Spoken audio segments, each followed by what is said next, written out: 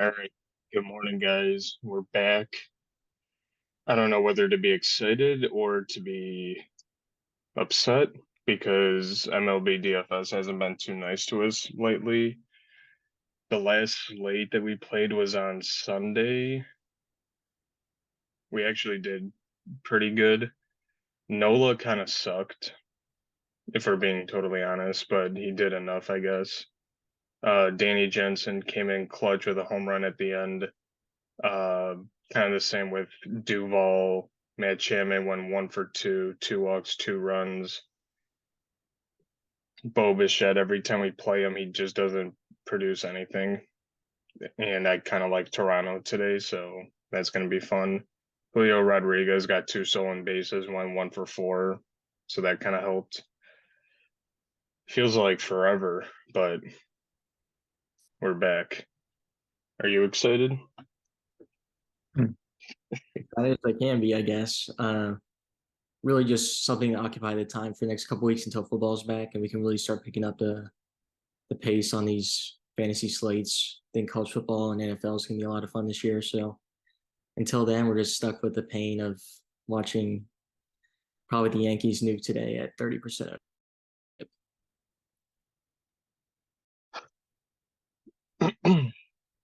I was going to say something I totally forgot, but let's just jump in.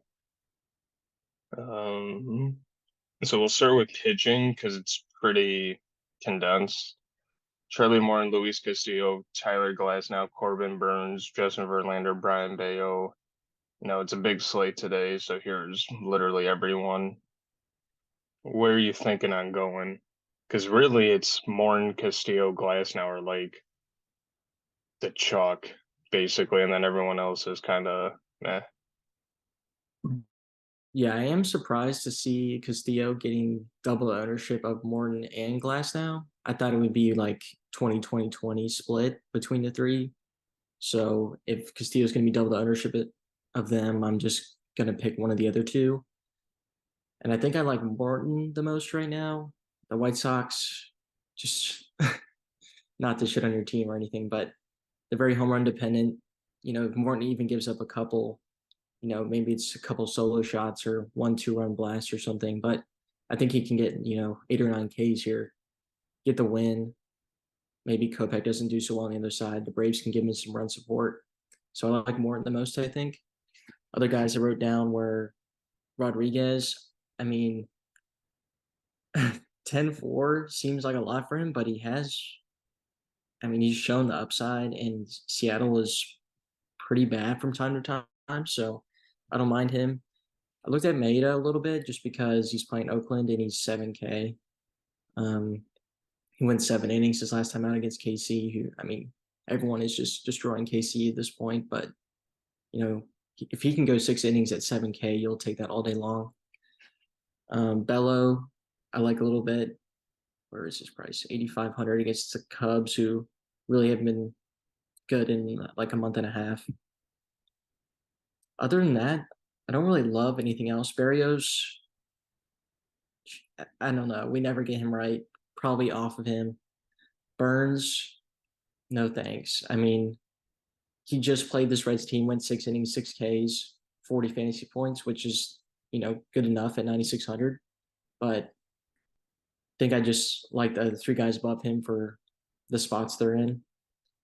France just seems like a too steep of a price tag, 9,400, when I can just pay 1,000 more for any other guys. Verlander, tough spot against the Dodgers. Gray against Cleveland. They just don't really. They just singles merchants. I don't really see them. The ceiling spot for Gray here. Urias, no thanks. Kramer, no thanks. Really, no one below Bello either, besides Maeda. Yeah, even though this is a big slate, there really isn't much to get to. Like Kopech against the Braves, no thanks. And he just got off the IL with a shoulder injury, so he probably won't even go that deep unless he's somehow cooking. Glasnow at 10K just seems the best option at 16%. Against KC, strikeout upside for Glasnow. KC strikes out a lot. Corbin Burns, I don't really mind against Cincy, but I say that now when Ellie De La Cruz is going to go 5 for 5 with 3 homers and a cycle. Um, Uriah's against the Mets, sure. If you want like a, I saw that little eyebrow raise. I mean, I guess, but I just like picking on the Mets because everyone does. Charlie Morton against the White Sox to me is the clear best option, but I think a lot of people are getting to Castillo and Morton more just because of the matchups, and plus they're a little cheaper, whereas Glass now is 10K with a bigger favorite, I guess you can say. Obviously playing Kansas City. Brian Bello against the Cubs, I like Verlander. It's the Dodgers, so I'm not too fond of that, but there really isn't much. Eduardo Rodriguez 10-4 against Seattle. If you want to take a shot at him, he's only getting 1% ownership. So if you want to pay for 10-4 Rodriguez against Seattle, go for it. Maeda 7K getting 11% against Oakland.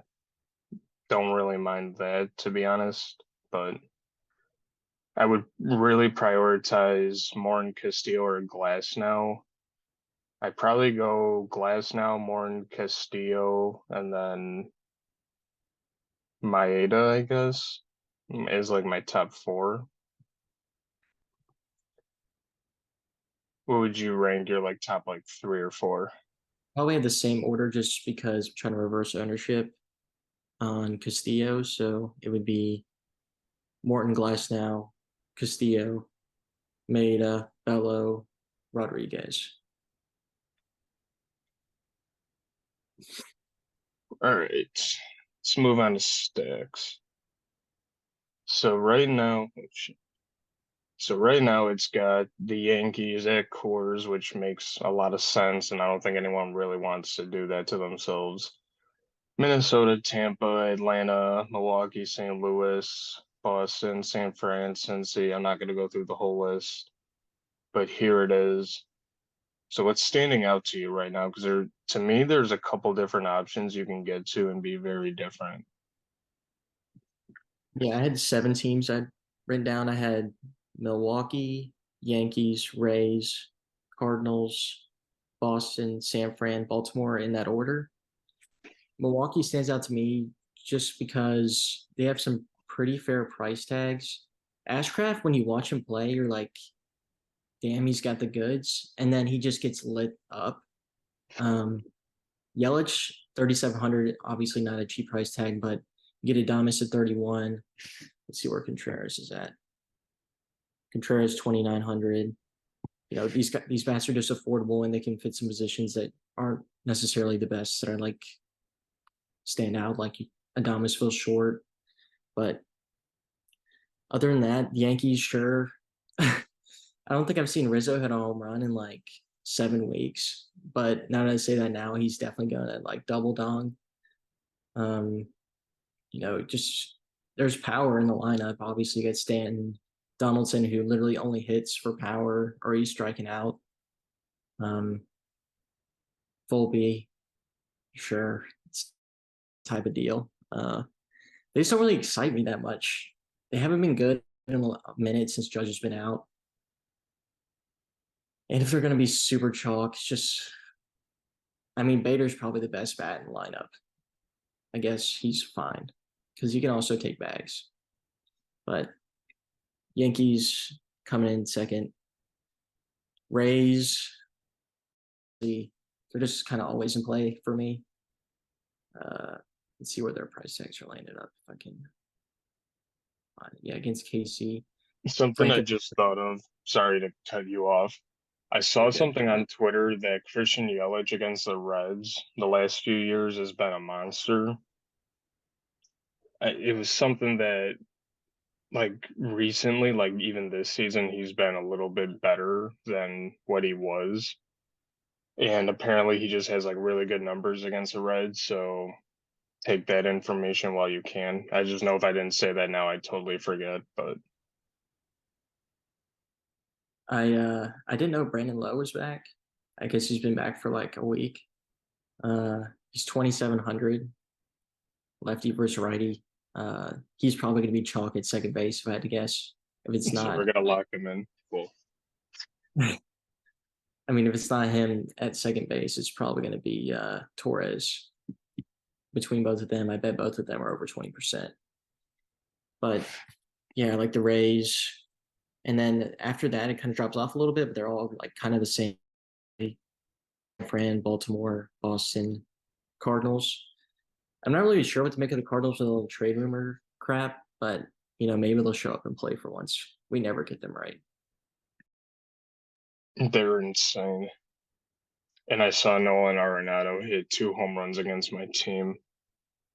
Uh, when did I go? Last Friday. That was unbelievable.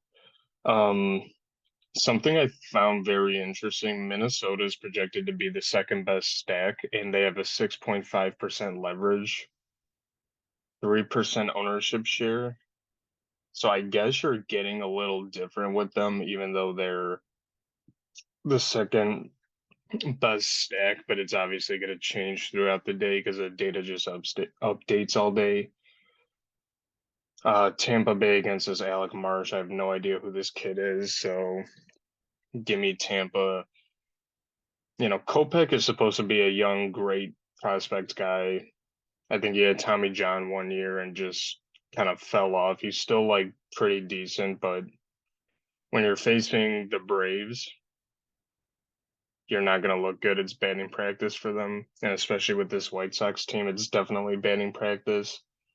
Truth be told, I think Atlanta is one of the top stacks today, and the only reason why I say that is because if I don't say it, they're gonna score like 8, 9 runs, and like Acuna, Olsen, Albies are all gonna hit homers. St. Louis against Trevor Williams looks good. Boston against Kyle Hendricks. Kyle Hendricks, I think, sort of has been serviceable. He came back from an injury and's kind of been limited. But playing Boston, Devers, Duvall, Turner, whoever's playing at first today, Cassis, those bats can get there. Um, we never get this stack right. Toronto versus Ryan Nelson. I mentioned it to Funk right before we started recording, and he almost puked. But facing Ryan Nelson, minus 0.6% leverage, but I mean 2% ownership share. There's obviously better options today, but it's one of those big slates that it's kind of like you can get a little difference, and if it pays off, it really pays off. Um, Milwaukee against Milwaukee against Ashcraft. Yeah, I mean, now that we kind of just shit on Ashcraft, he's gonna throw like a perfect game, which is nice. Clearly, Yankees against Gomber in quarters. Torres, Stanton, Volpe. What's Donaldson's price tag? Because at this point, I don't even mind because he's been kind of crap. You know what I mean? Get a little different with him. It's 26. He's 2,600. You can play him in quarters. Hopefully, he does a little bit of damage. The other Like, thing is, you know how usually they up the prices of each guy by about 400, $500 in cores? They didn't do it. I just noticed that they forgot to raise. Even the Colorado bats, they forgot to raise the price tags. huh. Oh, you actually reminded me something about talking about Colorado. The Rockies are bad. They're facing Carlos Rodon, who's probably on a pitch count, and he came back from I don't even know what surgery or injury he had. He's probably going to be limited, then it's going to turn into a bullpen game. So I don't really mind Colorado that much. That's an area to go. Baltimore against Alcantara. Alcantara hasn't been good. I know Savale from Cleveland has been pretty decent, but playing against the Rangers and seeing the Rangers, who are like the best hitting team in baseball, practically, in the middle of the pack of the stacks tool is a little interesting, so I wouldn't mind getting there a little bit. Nothing else really stands out. Give me Can't like believe your I can't what's up? believe they forgot to raise the tags. It's just Fanduel is just so dumb. And to make Otani a hitter today, Yeah, just right. what are they doing? They probably had some time off like we did, so they kind of forgot a bunch of crap to do. They definitely forgot. Give me like your top like four stacks, like rank them. Milwaukee, Yankees because they didn't do the tags right. Tampa, San Fran.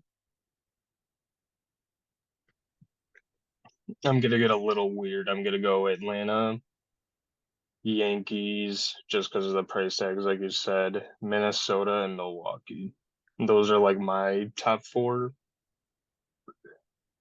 It's interesting that Minnesota is the second best stack at 6% leverage.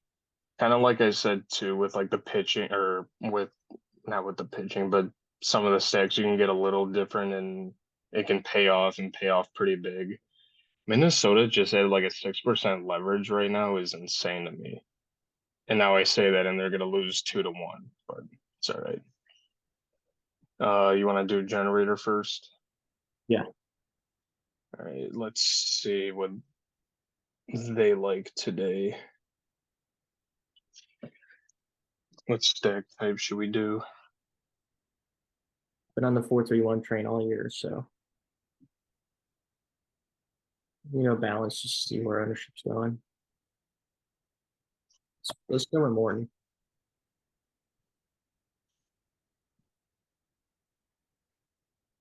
Donaldson 35%. You're yanking me.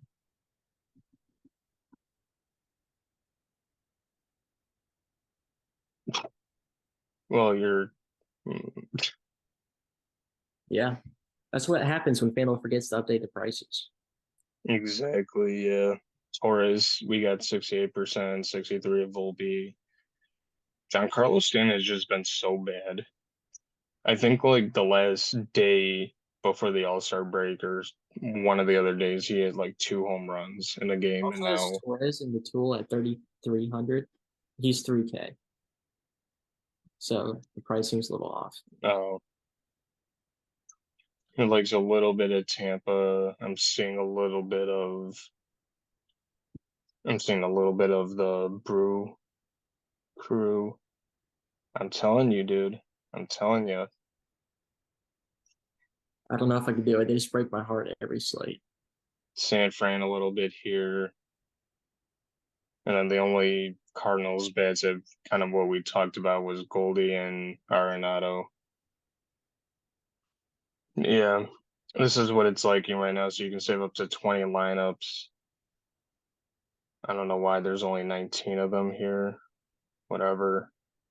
Um, all right, interesting. It's kind of, if you think about it, let's just say, knock on wood, that the Yankees kind of pop off today. It's kind of nice because if we stack a few of them and they just go nuts because they didn't change the price tags, I also do think that potentially that um they just know that the Yankees have been so bad it's not worth raising their tags. That is also true. That's what I was thinking about. It's like maybe they just didn't raise them because they suck. But I mean, 1 through 6 in the lineup are going to be 25 to 30% owned, which is just not fun. Lead us off with your home runs. So first guy I'm going to is a little hot before the break. Gonna go Adamas from the Brew Crew. Then I'm gonna go to the guy I was just trolling, Donaldson, just because I mean one of them's going yard, and then I'm gonna go Lindor from the Mets. I'm going with all reliable Kyle Schwarber against you, Darvish.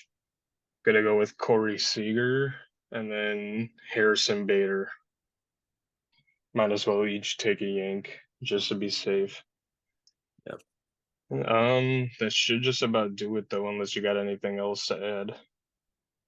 Nope, just trying to make it through the last couple weeks of the summer before football. So if you want to tailor a lineup, we'll post it about 15 minutes before lock. At least if you want to get an idea of the plays we're on.